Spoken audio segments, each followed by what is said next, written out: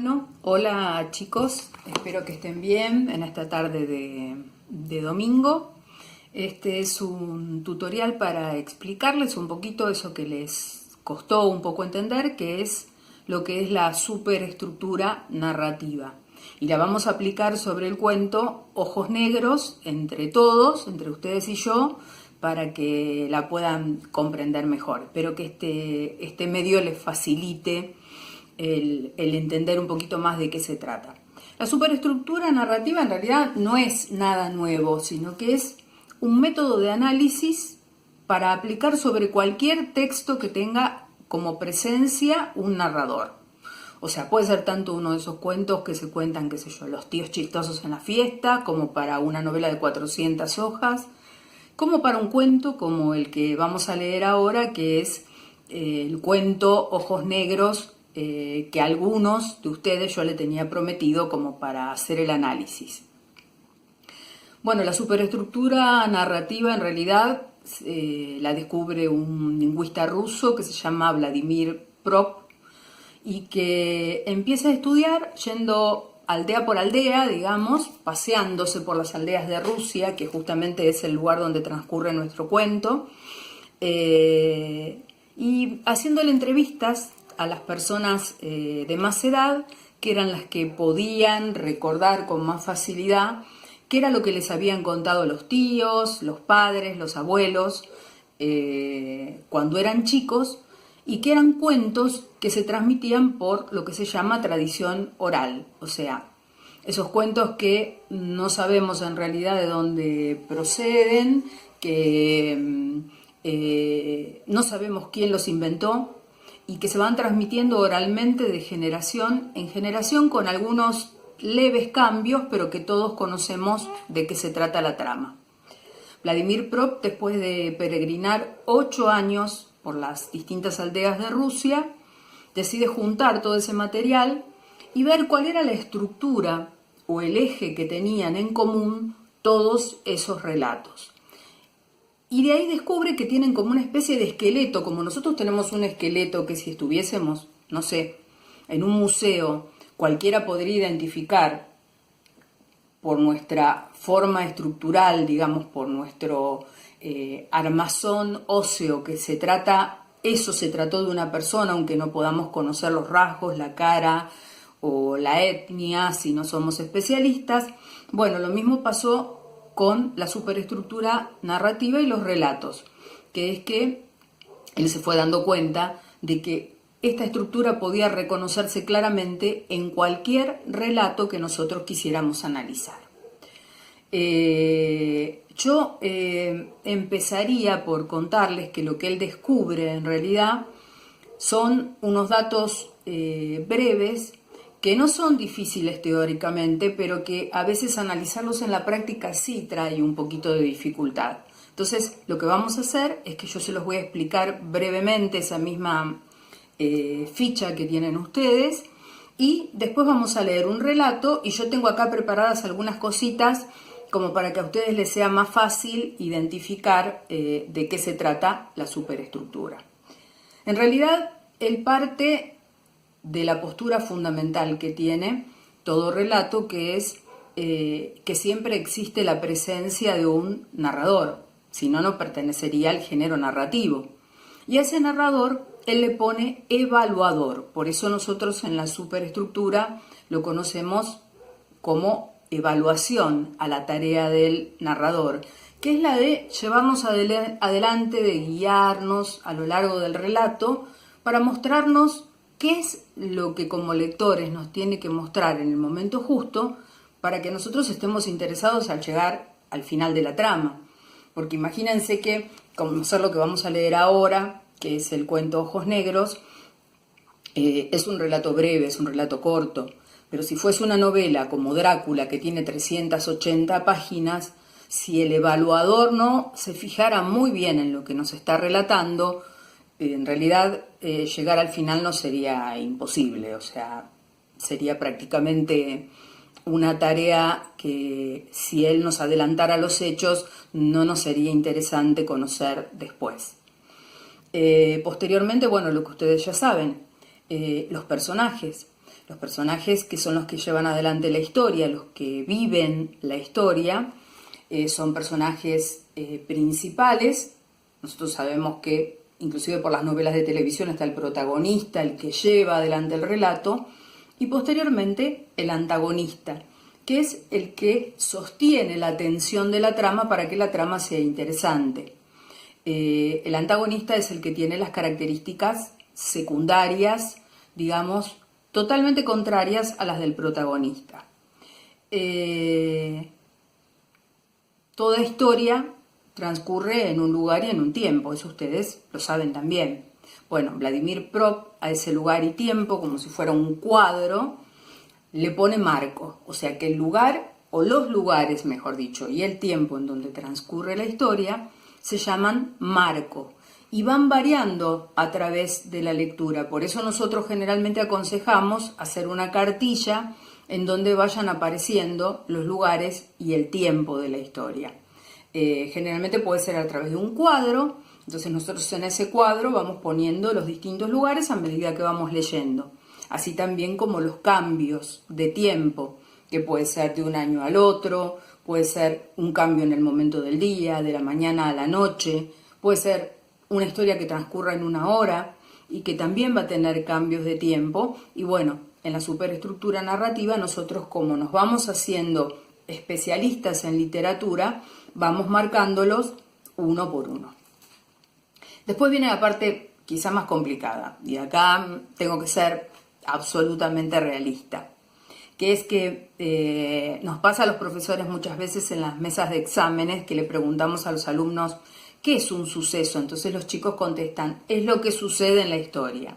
Sí, de alguna manera sí, pero un suceso es una cosa un poquito más técnica, que es en realidad una complicación, porque si no existiera una complicación no sería interesante seguir adelante un relato. O sea, si yo no hago que algo se complique, que algo salga mal, que a algún personaje le salga algo, no es interesante leer que fuimos a la casa de la tía y que la tía es re simpática y que todo salió bien y que nos regaló, no sé, aquello que nosotros queríamos mostrarnos de la casa y que nos ayudó con la tarea. ¿A quién le interesa leer esta historia? A nadie, o sea, es una realidad. Entonces, como esto lo saben los autores, van complicando, van haciendo nudos en la trama que después van resolviendo de manera positiva o negativa. No quiere decir que la resolución sea que todo salió súper. Quiere decir que en la trama realmente algo empieza a no salir bien. Y sucesos, cuanto más analíticos seamos y cuanto más larga sea la historia, más vamos a encontrar. Yo en este cuento, cuando ustedes vean los que yo marqué, después que leamos el relato, se van a dar cuenta que marqué los principales, pero esos principales son los que hacen la columna de la historia y de esos no podemos prescindir. Y en realidad es lo más difícil de identificar en la superestructura narrativa. Bueno, como para empezar, yo voy a leer el relato completo y después vamos a ver cómo se ve esto que les expliqué recién o que traté de explicarles teóricamente en la realidad. El relato, se llama Ojos Negros, es de una autora, se llama Vladi Kosiancic. Y si ustedes tienen este librito, que lo muestro acá, va a ser como los maquilladores, que voy a dar vuelta la mano, ¿eh? Si ustedes lo tienen, que sé que muchos lo tienen en la casa, el cuento lo van a encontrar fácil. Si alguien me lo quiere pedir, me lo solicita y yo le hago un screen y como para analizarlo mejor y lo vemos. Bueno, vamos a empezar con la lectura del relato. Ojos negros. Es cierto que en los viajes se conoce gente, pero no es menos cierto que esas relaciones, a veces muy intensas, pasan como un relámpago. Todo viajero sabe que una amistad nacida por azar en algún punto de su itinerario muere en el término del viaje. Cartas, llamados telefónicos y postales solo demoran el inevitable silencio que finalmente se transforma en olvido. Nadie lo sabía mejor que mi prima Clara. Antes de cumplir 30 años, se había convertido en una profesional de las ausencias. No tengo imaginación para otra cosa, decía alegremente a la familia alarmada de tanto viaje largo y caro. Era explicable, sin embargo. Cuando Clara recibió la herencia de tío Sebastián, solo conocía Mar del Plata. «Ay, quisiera ver algo de mundo», le explicó a Tito, el novio, un muchacho de Quilmes que tenía terror a los aviones. «Y después, cuando vuelvo, nos casamos». Clara compró un lujoso tour a Oriente, Tailandia, Malasia, India, 40 días. Volvió, pasó un fin de semana con Tito, le contó el viaje, pero hizo la valija y ese mismo lunes partió a Londres, punto inicial de un recorrido por el norte de Europa. A la altura en que la herencia empezaba a menguar, también las regiones ignotas o no conocidas de la folletería turística hicieron lo mismo. Mi prima, que saltaba de un país a otro como una rayuela planetaria, un día vio que solo le faltaban 2 cuadros para llegar al cielo: Rusia y Perú. Elegí Rusia porque me quedaba más cerca, me dijo con ese envidiable candor de los que aprenden geografía en los aeropuertos. El vuelo salía de Berlín y Clara estaba en Frankfurt. Insólitamente, porque no era una mujer de pensar mucho, cuando llamaban a embarcar tuvo un presentimiento de algo triste, no de algo malo ni peligroso. ¿Qué puede pasarte en un tour de 5 estrellas y organizado como un curso escolar? Había una función en el Bolshoi de Moscú, una visita a Kiev, un balneario en el Mar Negro, comidas, bailes y una sinfónica. Pero mi prima igual se sentía que en el cielo de Berlín, encapotada y gris. Subió al avión sin ganas, por primera vez en las etapas de su carrera de turista. Volvió a pensar en Tito, su novio. Pensé en cómo le gustaba que le contara cada viaje, y eso me animó. Este va a ser el último. Pensando en Tito, Clara fue atravesando las jornadas de su aventura rusa. Miraba y le contaba mentalmente. La orquesta de señoritas en el hotel de Moscú tocó Adiós muchachos. Las tétricas catacumbas de los monasterios de Kiev. La fábrica de partes de astronaves en Volgogrado. El mar bien negro que hacía honor a su nombre. Hasta que una mañana, exhausta y algo confundida, Clara se encontró caminando entre plantas de té. Yo, que nunca tomaba más que algún té en saquito, me emocionó de alguna manera rara ese verde ondulante, el cielo azul, y sentí ganas de llorar. Estaba muy lejos de casa. Estaba en Georgia, le explicó su guía. Georgia. A Clara le daba igual el nombre. Quería volverse a Buenos Aires, ni sabía por qué. No había motivo, solamente esa extraña congoja al ver la plantación, como si la belleza del paisaje le desgarrara el alma. Durmió una siesta para tranquilizarse. Soñó con té. Una lluvia de té, oscura y suave, que caía y caía. Yo era muy feliz debajo de la lluvia de té. Muy, pero muy feliz. Vieras qué lindo sueño. A las 8 el programa marcaba cena y baile en el Gardenia. El guía les pidió ropa formal. Quería decir ni bermudas ni hojotas, pero Clara, argentina al fin, se vistió como para una velada en el Teatro Colón. Mi prima no era nada fea a esa edad.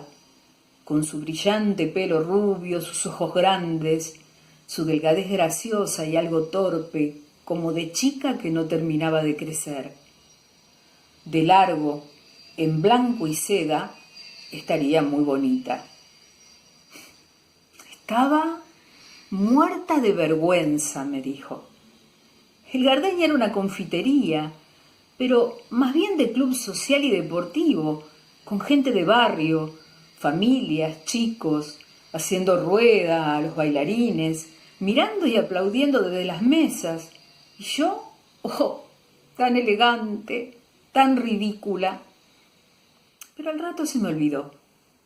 En la fiesta inocente del Gardenia, en el salón iluminado a pleno, los parlantes tronando música vieja, rock and roll de Bill Haley, lentos de los plateros y muchachos que esperaban respetuoso el turno para sacarla a bailar, como en un cumpleaños de 15 de la década de los 50.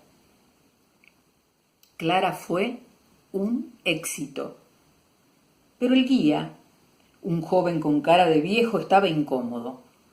Rezongaba que eso no era Moscú, que eso era Georgia, un lugar atravesado, que ella no se hiciera una idea equivocada de la diversión rusa, y agriamente, con una mueca desdeñosa, seleccionaba de la cola de postulantes que se iba formando en la mesa de Clara para sacarla a bailar a los mejor vestidos o más serios.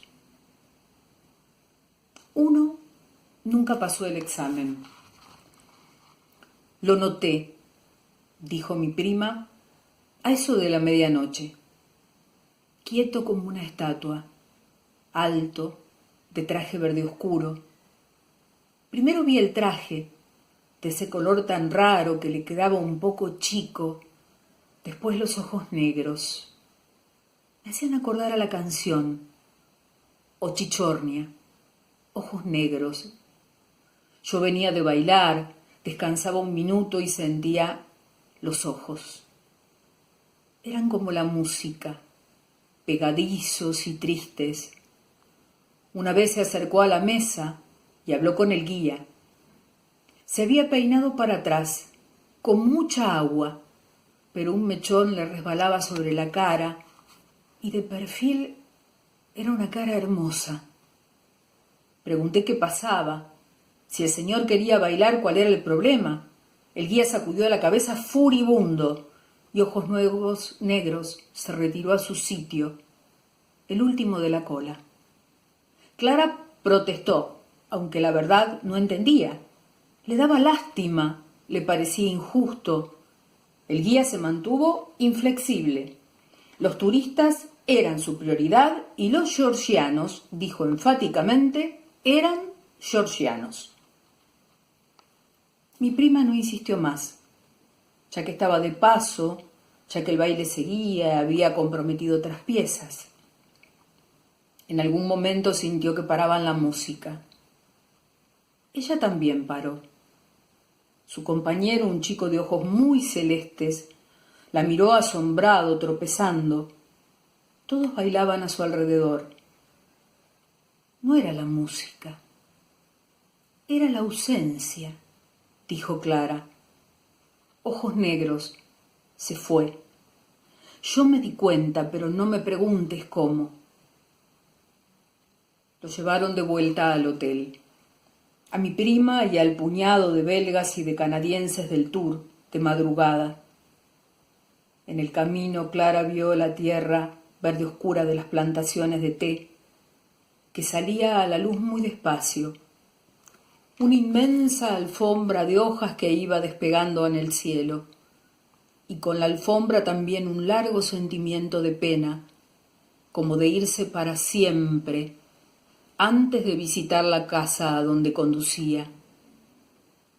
Clara pensó que en realidad estaba muerta de cansancio de tanto bailar en un lugar extraño y nada más.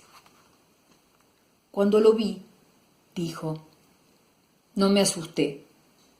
Aunque había un alboroto en el hotel y el conserje movía las manos como una desesperada llamada andalguía que corrió enojadísimo. Todos hablaban en ruso, daban órdenes en ruso. Ojos Negros era el único tranquilo. con su traje verde y sus ojos mirándome callado, tan triste, tan seguro de que yo no entendía. Mi prima me describió la escena.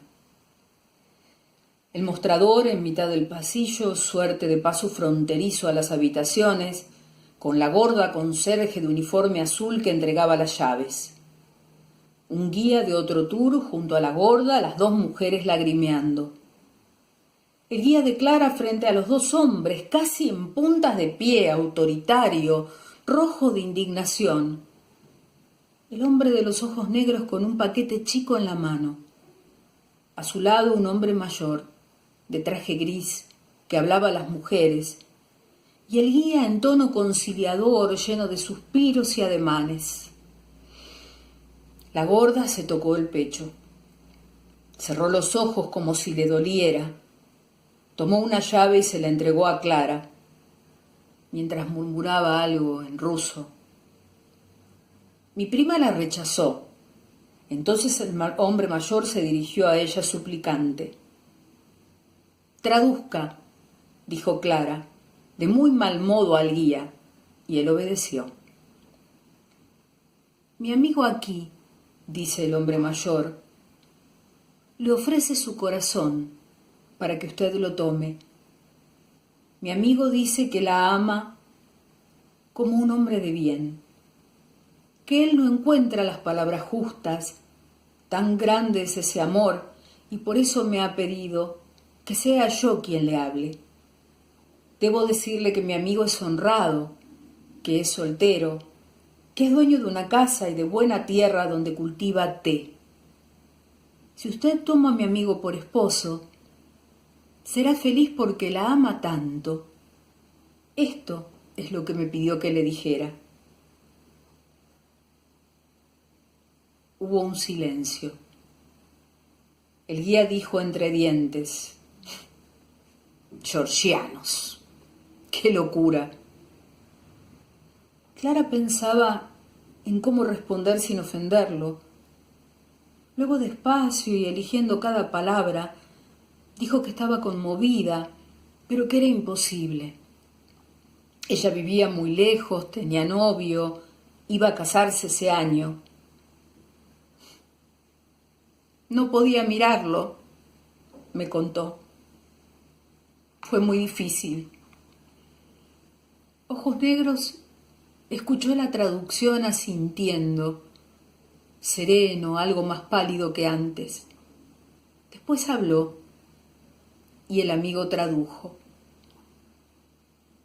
«Quiere entonces que acepte esta pequeña ofrenda como recuerdo de su gran amor.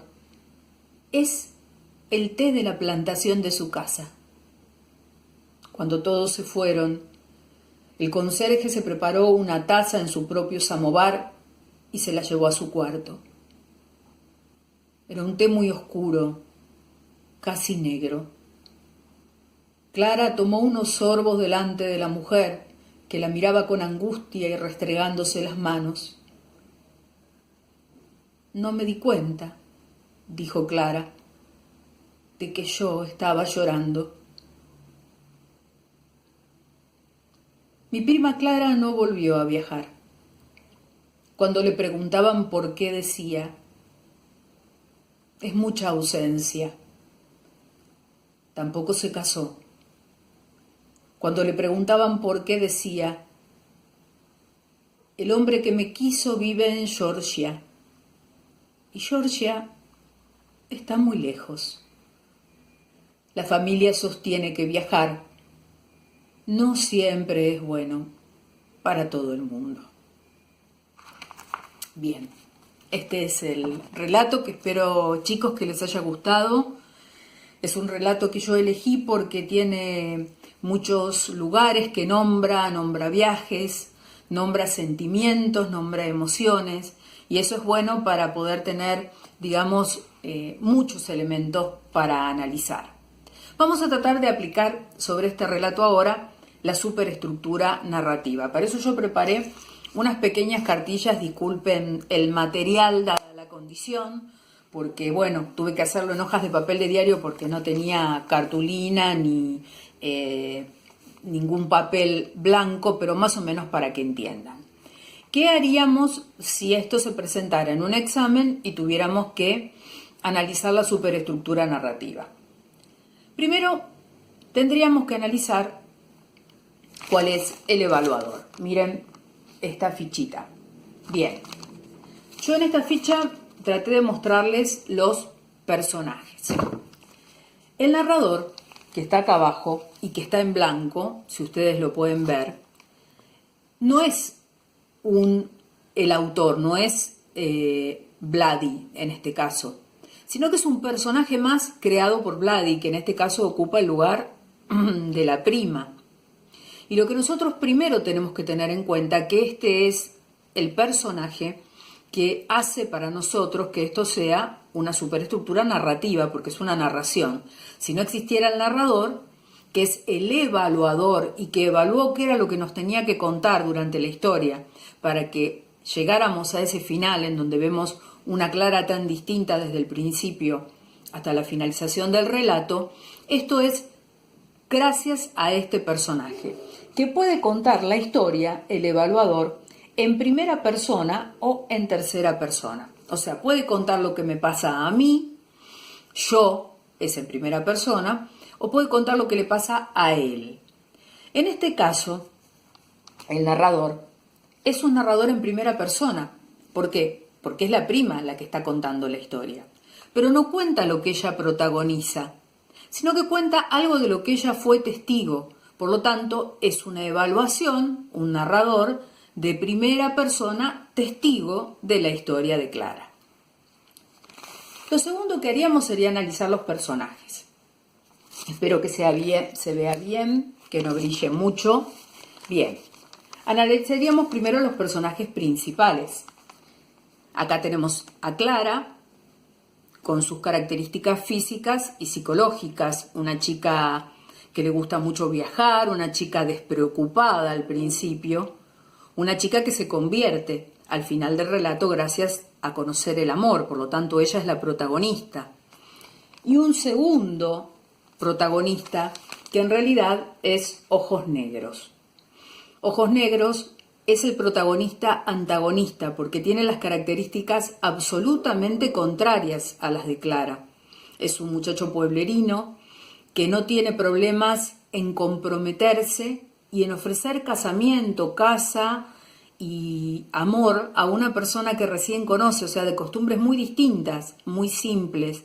En realidad el viaje de Clara no es un viaje solo por los lugares físicos, sino también es un viaje por los lugares internos, en donde ella va conociendo cómo hay personas en otros lugares que tienen otras características y que tienen esa frescura e inocencia de ofrecerse enteramente, tanto a él como a sus posesiones, para cambiar tanto la estructura de esta chica, ¿no?, que se presenta tan bien vestida a esa fiesta popular en ese pueblito de Rusia que se llama Georgia. Por lo tanto, acá tenemos a los dos protagonistas, Clara y Ojos Verdes. Después tenemos a los personajes secundarios. Los personajes secundarios sirven para enmarcar, para, digamos, dar características a los personajes primarios, remarcan las características de los personajes primarios. Y bueno, acá yo puse, digamos, aunque es una simple mención, al tío. ¿Por qué es importante el tío? Porque es el que le proporciona los recursos para hacer estos viajes, que en definitiva la autora nos quiere mostrar que es para conocerse ella misma por dentro. Ella está haciendo un viaje por su propio interior y el tío con la herencia se lo posibilita. Acá puse a Tito, el novio. Lo puse chiquito porque tiene muy poquito espacio en el relato, a tal punto que no llega ni siquiera a casarse con él.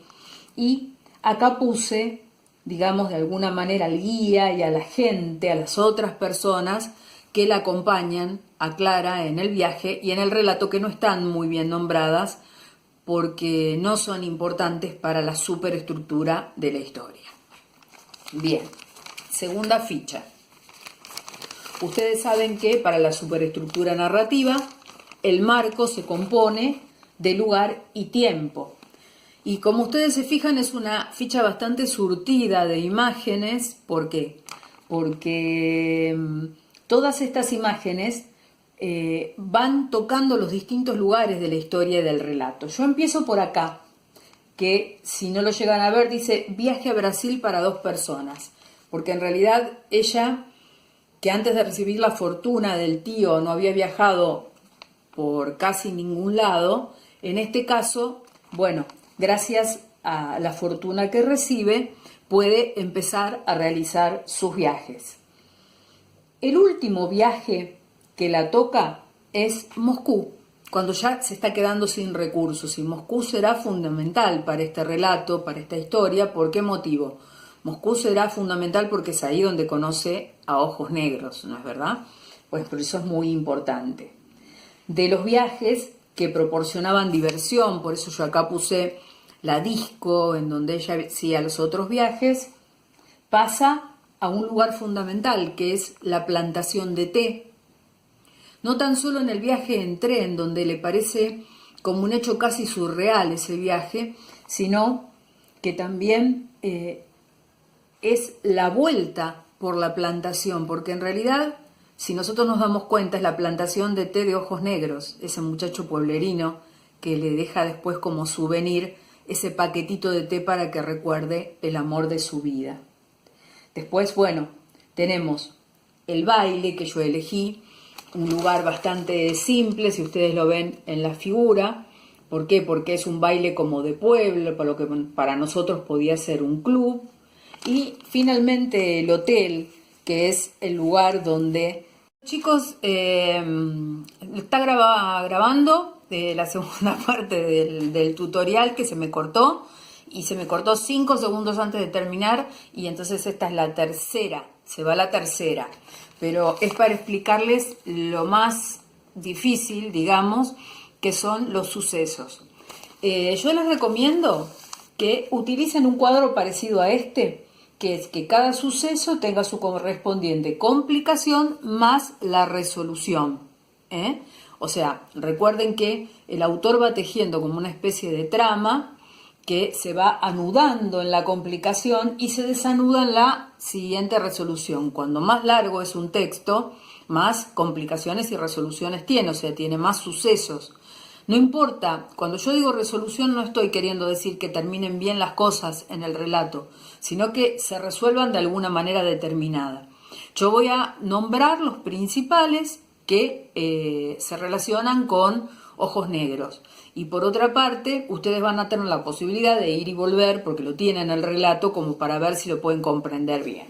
Bueno, la primera complicación es que Clara deja a Tito, su novio, y con la herencia que le deja el tío, va a recorrer el mundo. Siempre piensen que este recorrer el mundo es un deseo de encontrarse en Clara, que se va a encontrar justamente en el lugar más inesperado, que es en un pueblito chiquitísimo de Rusia, ¿no? ¿Y cómo lo resuelve? Para poder irse, como a Tito no le gustó seguramente que se fuera, promete casarse al volver del viaje. Bien, vuelve del viaje, pero planea seguir viajando. Todavía no ha llegado al lugar exacto donde el autor quiere llevarla. Y planea seguir el viaje, pero como queda poco dinero, entre Perú y Rusia, elige el viaje a Rusia, que es donde va a encontrar, donde se va a encontrar el personaje. ¿Cuál es la resolución? Frente a esta ida, digamos, del viaje de una chica muy despreocupada, llama a la prima, que es la narradora, y le dice que tiene un presentimiento, que tuvo un sueño y tiene un presentimiento, que es que allá le va a pasar algo muy importante, pero que ese algo va a traer consecuencias, que va a ser algo triste. Que es precisamente, bueno, lo que va a suceder. La tercera complicación es que en Georgia, el lugar donde termina, digamos, este viaje, camina por una plantación de té. Y eso le da la idea realmente de dónde proviene ese té que ponemos en las tazas y que se convierte de verde en negro. Piensen que verde y negro son 2 colores claves en esta historia. Verde por el traje de ojos negros y el negro por el color de sus ojos precisamente.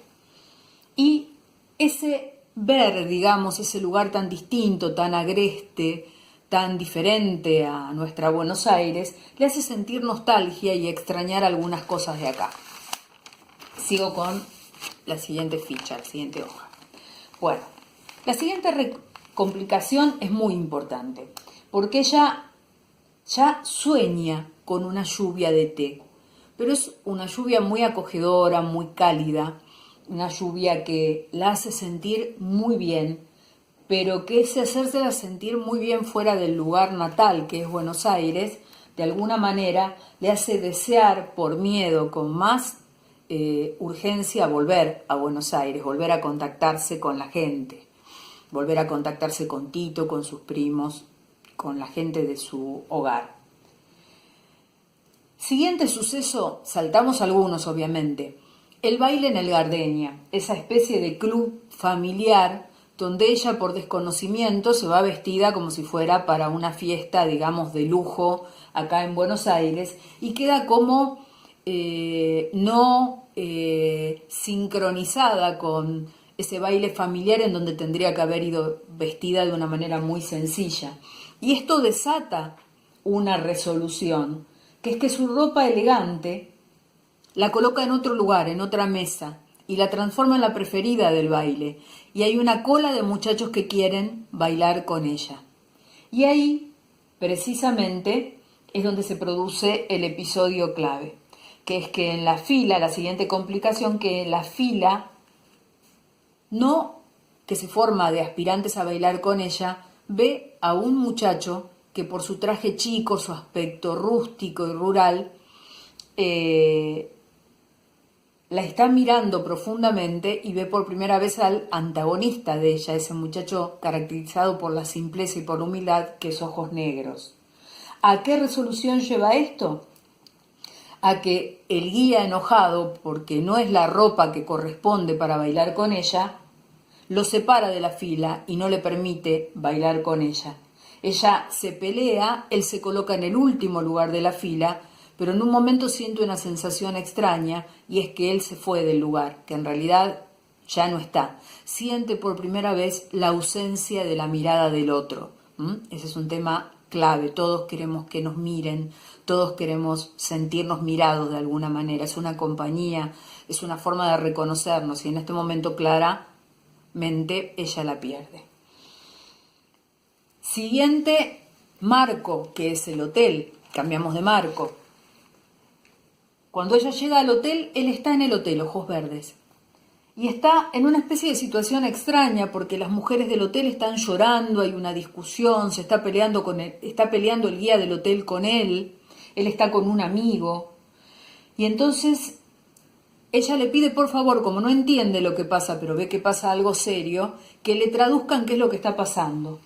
Y el guía le dice que el muchacho desea, que Ojos Negros desea, ofrecerle su amor, su casa, sus bienes, que se quede ahí porque ahí ella va a ser muy feliz, va a ser una mujer muy feliz, porque va a ser una mujer amada. Ella obviamente ante el miedo se excusa, le dice que tiene novio, que tiene que volver a Buenos Aires, que no puede quedarse, que ya se va, y él le deja una cajita de té como recuerdo de ese amor inconcluso que creo que por la cobardía de ella no pudo llevarse adelante. ¿Cómo termina el relato? ¿Cuál es el suceso final? Clara no vuelve a viajar. ¿Por qué no vuelve a viajar? Porque ella se encontró.